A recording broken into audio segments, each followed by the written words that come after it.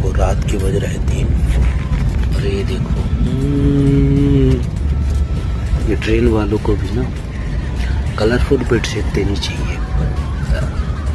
मैं सो के उठा, अचानक नींद खुली मेरी, मैं भूल गया था कि मैं ट्रेन में हूँ। अचानक देखा तो मेरे फट की 4 हो गई। देखो, जहाँ ना डरने को आदमी वहाँ डर जाए। ट्रेन वालों को कलरफुल बेडशीट देनी ही चाहिए। डरावना खौफनाक मंजर है यार, देखो।